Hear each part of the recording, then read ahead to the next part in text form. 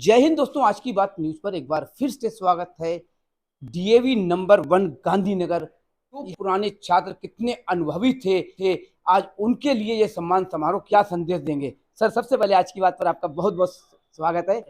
Sir, जिस तरह यहाँ पर प्रोग्राम दीपावली के शुभ अवसर पर सम्मान समारोह किया जा रहा है, अपना नाम बताएं सर। मेरा नाम वेदव्रत पाहवा जी।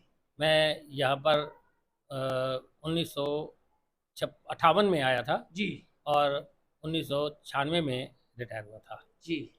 और यहाँ मैं 33 साल स्कूल में रहा और बाकी का पीरियड में बाकी तीनों स्कूलों में थोड़ा थोड़ा गया। 33 साल का अनुभव आपका कैसा रहा यहाँ का? यहाँ बड़े स्ट्रगल करनी पड़ी हमें। जैसे यहाँ धन का बड़ा अभाव था। जी। टीचर्स को 90% तो गवर्नमेंट देती थी, बिल्कुल। बाकी 10% जो है मैनेजमेंट को अरेंजमेंट करना पड़ता था, तो मैनेजमेंट इतना नहीं कर पाती थी।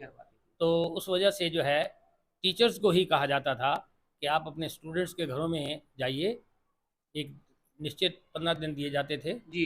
कि सितंबर का महीना होता था कि जाकर के बच्चों से उनके पेरेंट्स से आग्रह करके डोनेशन लाइए। तो हम डोनेशन ले आते थे, वो यहाँ जमा होता था, उससे स्कूल के बाकी खर्चे चलते थे। उसके बाद सरपाल साहब आए। जब ये स्कूल हायर सेकेंडरी हुआ तो सरपाल साहब आए तो उन्होंने मैनेजमेंट को कहा भाई ऐसे ऐसे है कि कोई व्यवस्था करो पैसे की, तो उन्होंने तो हाथ खड़े कर दिए। जी। सरपाल साहब ने फिर सुझाव दिया कि पीछे जगह है, यहाँ एक नर्सरी स्कूल खोल लेते हैं, उससे जो धन आएगा वो स्कूल को फीड करेगा। जिस तरीके से अब बिल्डिंग की स्थिति और स्कूल की मेंटेनेंस जो दिख रहा है, उस टाइम किस तरपाल था कि टीन थी कि इस तरीके से भवन था? मैं जब आया था जी तो इस विंग में और इस विंग में दो विंग थे केवल जी, और बाकी सारे पीछे लाइन थी टेंटों की। टेंटों में स्कूल था। जी। कि कितना बड़ा हमारे लिए सौभाग्य है कि पुराना अनुभव हमारे चीफ गेस्ट के द्वारा हमारे और छात्रों को ही नहीं रहा कि डीएवी नंबर 1 के अंदर केवल 2 ये विंग थे, उसके बाद टेंट था, लेकिन अभाव कितना था है और सरकार के द्वारा क्या मिलता था। प्रबंधक मैनेजर सर हैं, तो अब जो अनुभव दिख रहा है और जो सर ने अनुभव बताया उसमें आपको कितना फर्क लग रहा है? और का उस टाइम तो ये चल के जाते थे, लेकिन आज के टीचर जो है चलने जाने के लिए थोड़ा कहीं ना कहीं हिचकिचाहट समझ लो। या हमारे मध्य में श्रीमान वेदव्रत जी हैं, ये विद्यालय के स्तंभ हैं। विद्यालय को किस प्रकार से संघर्षों से होते हुए आज विकास के पथ पर आगे बढ़ाते हुए हम यहाँ पहुँचे हैं और प्रबंधक के पद पर माननीय श्रीमान लक्ष्मीनारायण जी के साथ हम खड़े हैं और आपके साथ संवाद कर रहे हैं, तो केवल और केवल श्रीमान वेदव्रत जी के जो कर्मठ प्रयास रहे हैं, ये एक सच्चे कर्मयोगी की तरह हमारे मध्य में हैं और उन्हीं के द्वारा दिखाए गए मार्ग पर चलते हुए जो छात्र हमारे विद्यालय से निकले, समाज और राष्ट्र की सेवा से जुड़े और अखिल विश्व में आज वो अपना ध्वज लहरा रहे हैं, तो केवल और केवल हमारे जो पूर्व जो अध्यापक रहे हैं, यहाँ के अधिकारी रहे हैं, उनके माध्यम से ये विद्यालय के छात्र एक अच्छे सुमन की तरह है सुगंधित होकर के उस सुगंध को चारों दिशाओं में फैला रहे हैं। इसलिए विद्यालय का भी दायित्व बनता है बिल्कुल कि हम उनका आज सम्मान करें और ये संकल्प लेकर के उस संकल्प की प्रतिबद्धता के लिए आज हमने ये कार्यक्रम रखा है पुरातन छात्रों के सम्मान हेतु। और इसमें हम सब ये निश्चय किया कि एक ऐसे मार्गदर्शक को हम अपना चीफ गेस्ट बनाएं जो हमारे लिए भी प्रेरणा के स्रोत हों और उन छात्रों के लिए तो वो रहे ही हैं, आगे समाज को एक नई दिशा मिले। इसी के संदर्भ में आज का विषय रखा गया है। मैं सर, आज की बात पर स्वागत। विद्यालय का मुझ पर अध्यक्ष का दायित्व है। मैं इस विद्यालय से 2010 से जुड़ा हुआ हूँ। विद्यालय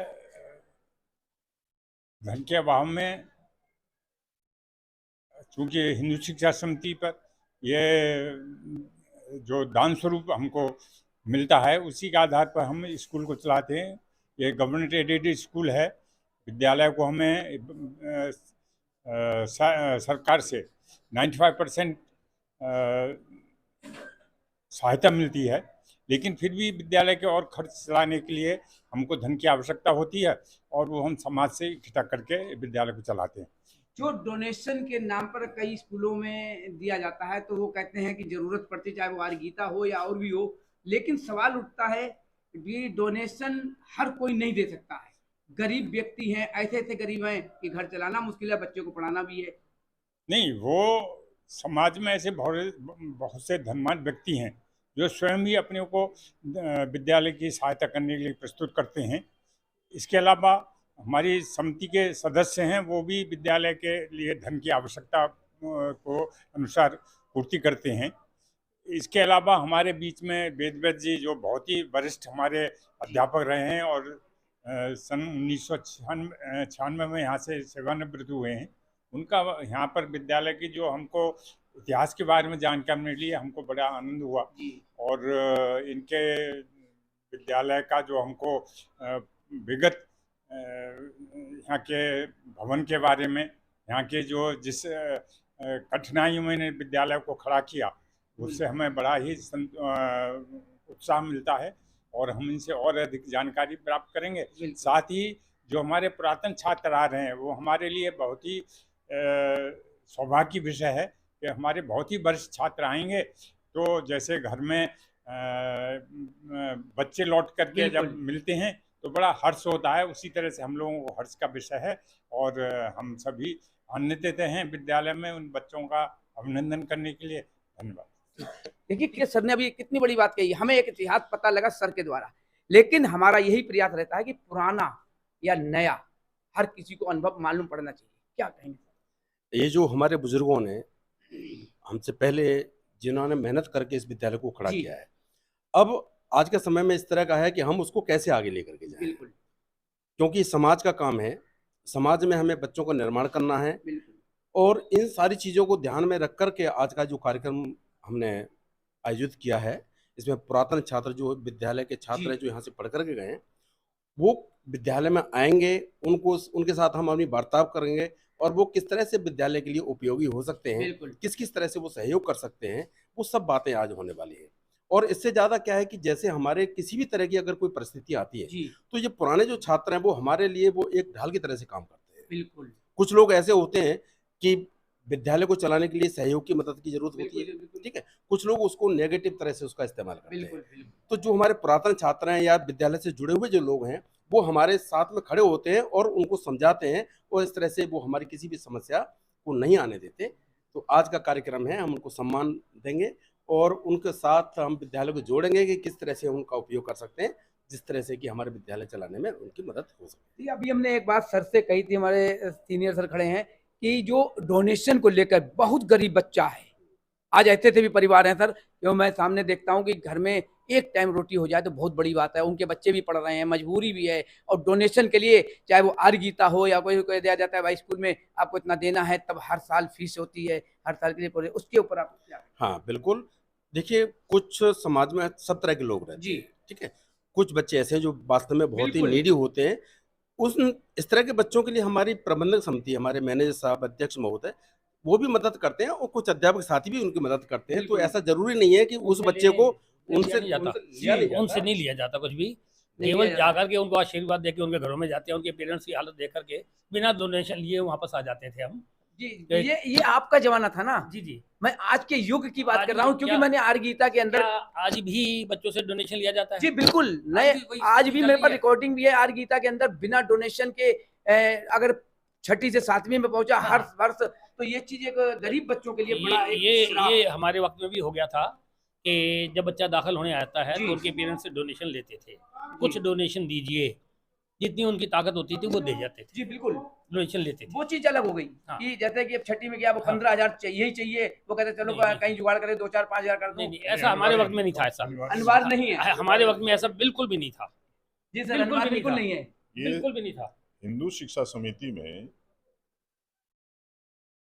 न केवल दिल्ली प्रांत बल्कि अखिल भारतीय स्तर पर जो पदाधिकारी हैं, वो राष्ट्र के ऐसे धनाढ्य लोगों से संपर्क करते हैं जो विद्यालय को संचालित करने में हमें सहयोग देते हैं। छात्रों से हम किसी भी प्रकार की राशि कलेक्शन नहीं करते हैं।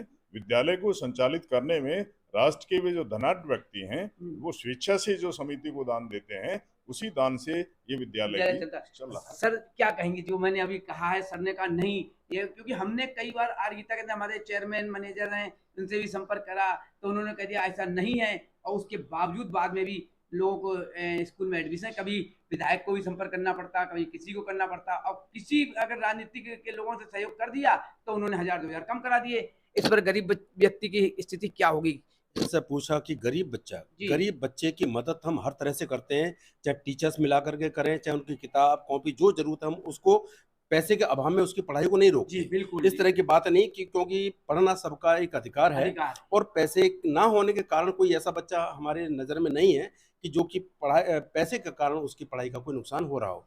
ये सबसे पहले हम ध्यान रखते हैं, और कोई स्वेच्छा से कोई मदद करता है तो वो करे। वो तो बड़ी अच्छी बात है। मैंने कई बार आपको न्यूज में भी दिखा दिया है, आर्गीता हो या कुछ हो, लेकिन जबरदस्ती बिल्कुल नहीं है। जो अधिकारी हमारी शिक्षा समिति है, हर कोई सहयोग करता है, और जिस तरीके से सर सहयोग अपने घर घर जाके इकट्ठा करते थे, तो आज भी वही है कि केवल एक डिमांड होती है कि आपको विद्यालय के लिए क्या सहयोग करना है बच्चे की तरफ से। अगर है तो ठीक है, अगर गरीब व्यक्ति है तो शिक्षा के अभाव में वो बिल्कुल वंचित नहीं रहेगा। अगर ऐसा कभी ऐसा आता है तो आज की बात से बिल्कुल संपर्क करें, चाहे वो प्रिंसिपल हो या शिक्षा समिति के अधिकारी हो। मैं संपर्क करके उसको पढ़वाने का पूरा प्रयास करूँगा। आज सहयोग करेंगे।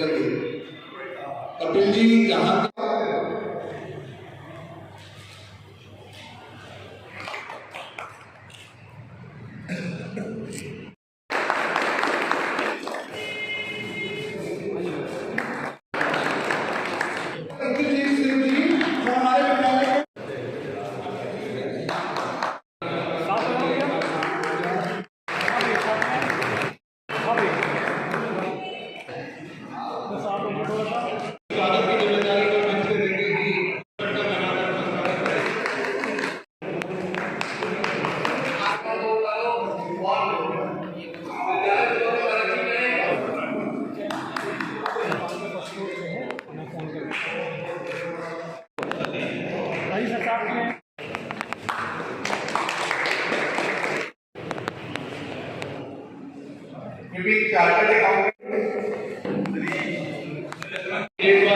आप पत्रकार हैं और राजीव मस्जिदा जी की कॉलोनी से आए हुए हैं। हमारे राजेश खन्ना जी हमारे पूर्व साथी हैं, मेरे साथी में से पुराने साथी हैं।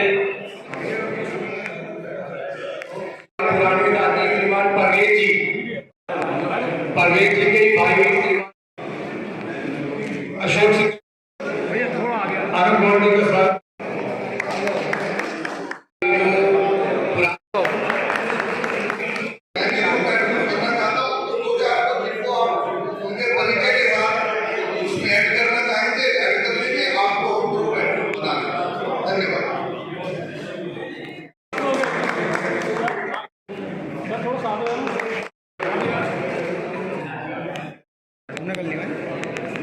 हुआ यार।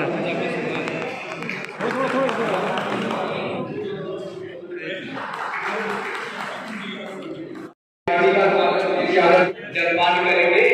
तो उसमें भाई पकड़ा आया हुआ है, इनके लिए एक बार उनका तालियां बजाना।